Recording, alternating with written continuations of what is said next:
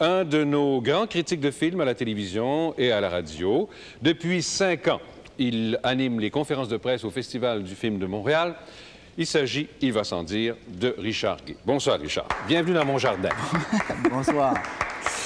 Bon, moi, je veux des statistiques. Je suis un gars statistique. J'aime beaucoup les statistiques. Je sais qu'il y a des gens qui n'aiment pas ça, mais moi, j'aimerais savoir combien de conférences de presse vous animez pendant le festival. Si on se fie aux chiffres de l'an dernier comme référence, l'an dernier, il y a eu pas moins de 80 conférences de presse. Mais je m'empresse de dire que si j'ai animé 70 de ces conférences de presse-là, il y en a 10 qui ont été animées par quelqu'un qui me seconde dans cette lourde tâche. Parce qu'il faut dire qu'il s'agit d'animer, mais aussi de traduire du français à l'anglais ou de l'anglais au français. Il y aura un secondeur cette année aussi. Oui, probablement pour quelques-unes des conférences de presse. Bon, des statistiques encore. Combien de films visionnez-vous pendant un an, y compris le festival? Bon, habituellement, je réponds à cette question-là en disant que je vois autant de nouveaux longs-métrages, de nouveaux films dans une année qu'il y a de jours.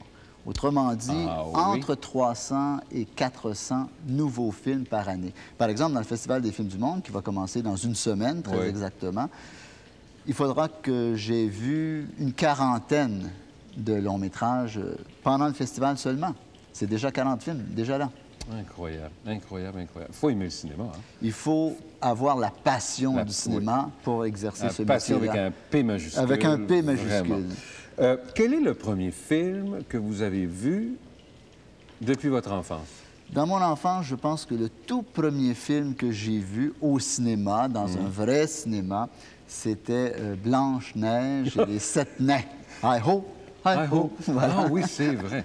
Ah, c'est votre premier film. C'est ça. C'est pour ce film-là qui vous a fait dire, moi, un jour, je serai critique de cinéma, j'en suis certain. Non, mais il y a un film en particulier que j'ai vu, c'était autour de 1961-62, quelque part par là. Donc, j'étais dans mon adolescence. C'est un film que j'ai vu d'ailleurs à la télévision. C'était l'émission Images en tête de Radio-Canada à l'époque. Et ce film s'intitule « Au cœur de la vie ». C'est un film de Robert Henrico. C'est un film en 3 parties, en 3 sketchs, si on veut. Et ce film-là m'a fait prendre conscience qu'il y avait derrière toutes ces images quelqu'un qui pensait à tout ça, qui contrôlait tout ça, qui était le metteur en scène. Et là, ça a été pour moi une véritable révélation. Je me souviens, je regardais la télévision, ma mère m'appelait parce que le souper était prêt. Je ne voulais pas lâcher le film parce qu'il y a eu quelque chose en moi qui a vraiment éclaté à ce moment-là. Et depuis ce temps-là, c'est une passion très, très forte pour le cinéma et pour ce métier de critique de cinéma. Quand vous animez les conférences de presse au festival, vous rencontrez des tas de grandes vedettes de réputation mondiale. Moi, j'en ai rencontré quelques-unes grâce à mon émission Superstar, des chanteurs, des chanteuses. Puis je me demande si c'est la même chose pour vous. Non, je vais dire très souvent. Quelquefois, on a des grandes déceptions. C'est-à-dire qu'on a beaucoup d'admiration pour une grande vedette et puis tout d'un coup, oups, en personne, c'est plus ça. C'est-à-dire que des fois, ce sont des gens très désagréables. Il faut faire la différence entre le cinéma et la vraie vie. Et je pense qu'au cinéma, il y en a peut-être une plus grande encore. Mais moi, je vous dirais que ça procède plutôt dans le sens contraire. Ah oui? J'ai eu très souvent des surprises fort agréables. Je pense à des moments avec Nicole Garcia, avec Miu Miu, avec Charlotte Rampling, avec Jane Birkin l'an dernier. Des gens que j'admire à l'écran et qui aussi, ne sont pas décevants en personne. En personne, sont vraiment des gens formidables. La pire bébite que vous avez rencontrée, qui c'est? La plus désagréable? Est-ce que je vais le dire? Dites-le donc. Oui, je le dis. Pour vous, je le dis. Jane Fonda. Ah oui? Ah, que ça me surprend. Jane Fonda. Désagréable. Oui, je pense que c'est pas pour rien qu'elle fait des stepettes.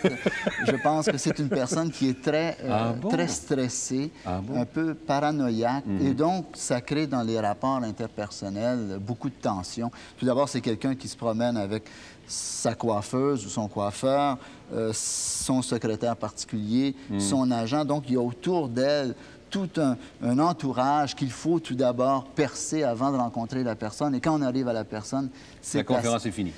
Presque, presque. C'est assez difficile avec elle. Bon, je vais vous faire une remarque ça va se reproduire encore, j'en suis certain, cette année. Moi, je regarde presque toutes les... J'appelle ça mes nuits, parce que je regarde ça très tard, la nuit. C'est des jours et des nuits. C'est des jours et des cinéma. nuits. Les conférences de presse au câble qui sont diffusées sur le câble. Et de temps en temps, j'allais dire assez souvent, de temps en temps, il y a un réalisateur ou une réalisatrice qui est moins connu, voilà, qui arrive. Et là, c'est plein de journalistes, on les voit rentrer, on les voit s'asseoir, qui s'assoient. Et à un moment donné, il n'y a aucune question qui est posée. Moi, personnellement, je suis chez moi, pas parce que je suis dans le métier, je suis très gêné. Ça me fatigue, je voudrais défoncer ma télévision, je voudrais engueuler les journalistes qui n'ont aucune question à poser. Alors, Jacques, imaginez-vous si ça vous énerve, vous, moi qui suis là, à côté du réalisateur. Et là, je dis, bon, lui, il va tout sauver comme d'habitude. Il va sauver. J'essaie effectivement de ranimer la conversation, le dialogue, en posant une question la plus pertinente possible. Oui. Parce que je pense que ce qui me sauve dans ce travail-là, c'est pas seulement que je peux animer ou poser ou traduire du français à l'anglais ou de l'anglais au français, c'est que je connais assez le cinéma pour avoir rapidement des références qui me permettent de rallumer la flamme si la flamme a besoin d'être allumée. Parce que c'est une chose que j'ai beaucoup de difficulté à comprendre quand on est journaliste. Je ne le suis pas, mais je veux dire, quand on prend la peine d'aller assister à une conférence de presse, qu'on n'ait pas au moins une question en tête au cas où ça se produirait. Espérons que ça ne se produira plus. Bon festival. Merci beaucoup, Jacques. Merci beaucoup. Merci.